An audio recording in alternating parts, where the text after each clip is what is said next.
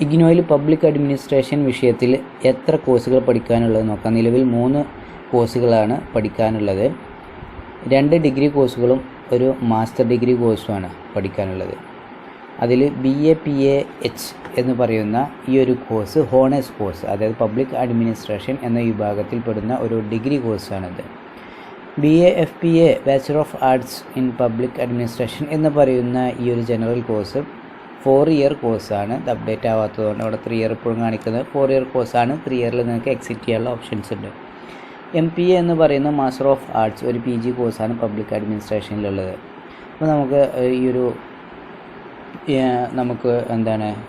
ഈ PG course നമുക്കൊന്ന് നോക്കാം. അപ്പോൾ MPA എന്നാണ് ഇതിൻ്റെ കോഡ് വരുന്നത്, പബ്ലിക് അഡ്മിനിസ്ട്രേഷൻ.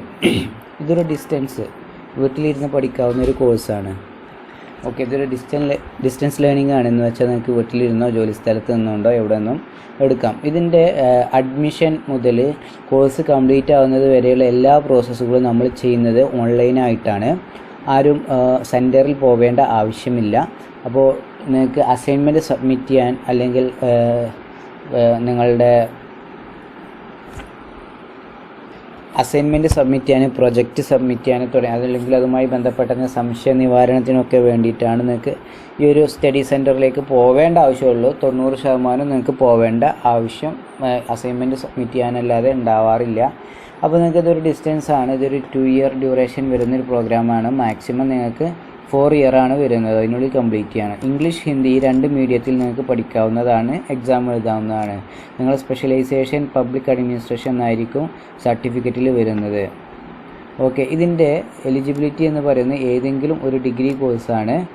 ദെൻ ഇതിൻ്റെ ഫീസ് സ്ട്രക്ചർ എന്ന് പറയുന്നത് 8700 രൂപയാണ് ഫീസ് വരുന്നത്. നിങ്ങൾക്ക് ഇതിൽ ഏതെല്ലാം സ്റ്റഡി സെൻറ്റേഴ്സിലാണ് കൊച്ചിൻ റീജിയൻ സെൻറ്ററിൽ നിങ്ങൾക്ക് ഈ 2 കോളേജുകളിലും, അതുപോലെ തന്നെ നിങ്ങൾക്ക് ഇനി വരുന്നത് ട്രിവാൻഡ്രം റീജിയൻ സെൻറ്ററിൽ നമുക്ക് വരുന്നത് നോക്കാം.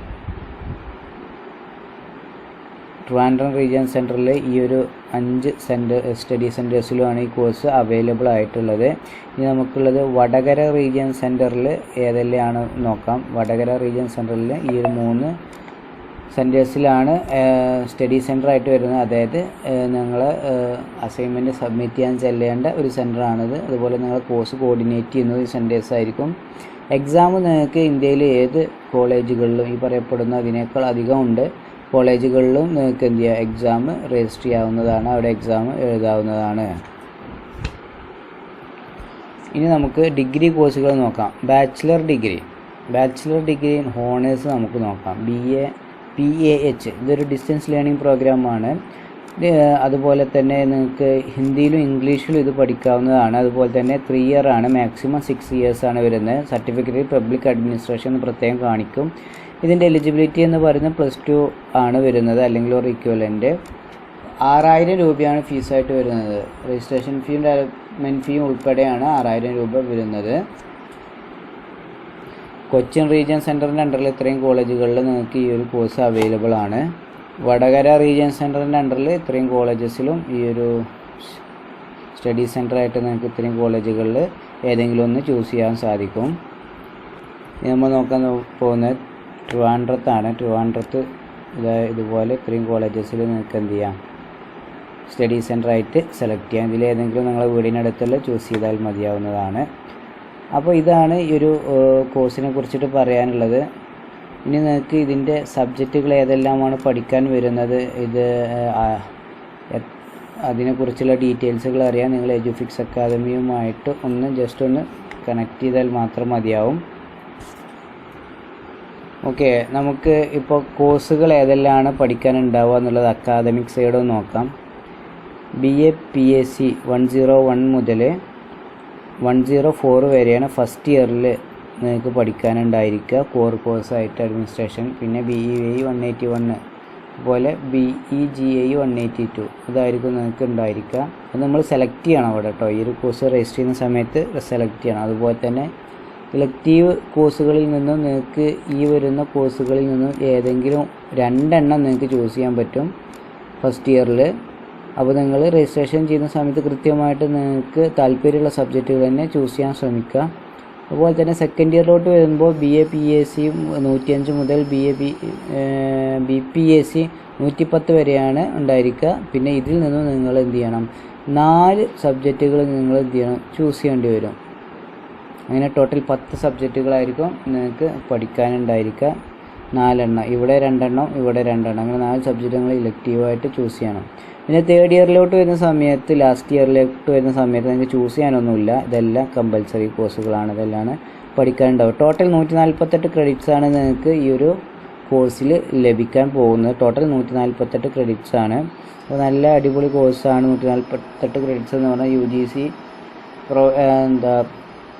നൽകുന്ന ക്രെഡിറ്റ്സ്, UGC റെക്കമെൻഡ് ചെയ്യുന്ന ക്രെഡിറ്റ്സിനേക്കാളും അധികമുള്ള ക്രെഡിറ്റ്സാണ്. ഓക്കെ, ഇനി നമ്മൾ നോക്കാൻ പോകുന്നത് BA FPA ആണ്. BA FPA എന്ന് പറഞ്ഞാൽ പബ്ലിക് അഡ്മിനിസ്ട്രേഷൻ തന്നെയാണ് കോഴ്സ്. പക്ഷേ അതിൽ മേജറും മൈനറും എന്ന് പറഞ്ഞിട്ട്, മേജർ നിങ്ങൾക്ക് പബ്ലിക് അഡ്മിനിസ്ട്രേഷൻ തന്നെയായിരിക്കും. മൈനർ എന്ന് പറഞ്ഞിട്ട് നിങ്ങൾക്ക് വേറെ BAയിൽ നിന്നോ സോഷ്യോളജി, സൈക്കോളജി തുടങ്ങിയ കോഴ്സുകളിൽ നിന്ന്, ഹിസ്റ്ററി പോലുള്ള കോഴ്സുകളിൽ നിന്ന് നിങ്ങൾ എന്ത് ചെയ്യണം, സബ്ജക്റ്റുകൾ ചൂസ് ചെയ്യണം. അത് നമ്മൾ രജിസ്ട്രേഷനോ റീ രജിസ്ട്രേഷനോ ഒക്കെ ചെയ്യുന്ന സമയത്താണ് നമ്മൾ ചൂസ് ചെയ്യുക. നിങ്ങൾക്ക് ഇംഗ്ലീഷിലും ഹിന്ദിയിലും പഠിക്കാം. 3 ഇയർ ആണ്, ഇത് 4 ഇയർ ഡിഗ്രി ആണ്. ഇതിൽ 3 ഇയറിൽ നിങ്ങൾക്ക് എക്സിറ്റ് ചെയ്ത് കഴിഞ്ഞാൽ 3 ഇയർ ഡിഗ്രി കിട്ടും. 4 ഇയർ കംപ്ലീറ്റ് ചെയ്ത് കഴിഞ്ഞാൽ 4 ഇയർ ഡിഗ്രി കിട്ടും. അങ്ങനത്തെ ഒരു കോഴ്സാണിത്. നിങ്ങൾക്ക് മാക്സിമം വരുന്നത് 6 ഇയേഴ്സ് ആൻഡ് 4 ഇയേഴ്സ്, ഇങ്ങനെയാണ് 8 ഇയേഴ്സ് ഇങ്ങനെയാണ് വരുന്നത്. 3 ഇയർ ഡിഗ്രി മതി എന്നുള്ളവർക്ക് 6 ഇയേഴ്സ് വരെയും, 4 ഇയർ ഡിഗ്രി വേണമെന്നുള്ളവർക്ക് 8 ഇയേഴ്സ് വരെയും നിങ്ങൾക്ക് യൂണിവേഴ്സിറ്റിൻ്റെ വാലിഡിറ്റി എക്സ്റ്റെൻഡ് ചെയ്ത് തരുന്നതാണ്. പബ്ലിക് അഡ്മിനിസ്ട്രേഷൻ ആണ് വരുന്നത്. അപ്പോൾ നിങ്ങളുടെ സർട്ടിഫിക്കറ്റ് പബ്ലിക് അഡ്മിനിസ്ട്രേഷനും ഉണ്ടാവും. അതുപോലെ തന്നെ ഒരു മൈനർ കോഴ്സിൻ്റെ ഏതാണ്, ഹിസ്റ്ററിയിൽ നിന്നാണ്, സോഷ്യലിൽ നിന്ന്, സൈക്കോളജിയിൽ നിന്ന് ഏതാണ് നിങ്ങൾ പേപ്പർ സെലക്ട് ചെയ്തിട്ടുള്ളത് അതും കൂടി കാണിക്കുന്നതായിരിക്കും. അതുപോലെ തന്നെ ഫീ വരുന്നത് 6000 രൂപയാണ്. ഇവിടെ 5300 കാണിച്ചെങ്കിലും രജിസ്ട്രേഷൻ ഫീയും ഡെവലപ്മെൻറ്റ് ഫീയും കൂട്ടിയിട്ടാണ് 6000 രൂപ വരുന്നത്. അപ്പോൾ നേരത്തെ പറഞ്ഞ പോലെ തന്നെ നമ്മൾ ഈ പറഞ്ഞ സെൻറ്റേഴ്സുകളിലൊക്കെ ഈ ഒരു കോഴ്സ് അവൈലബിൾ ആണ്. കൊച്ചിൻ റീജിയൻ സെൻറ്ററിൽ ഇത്രയും കോളേജസിൽ ഈ ഒരു കോഴ്സ് അവൈലബിൾ ആണ്.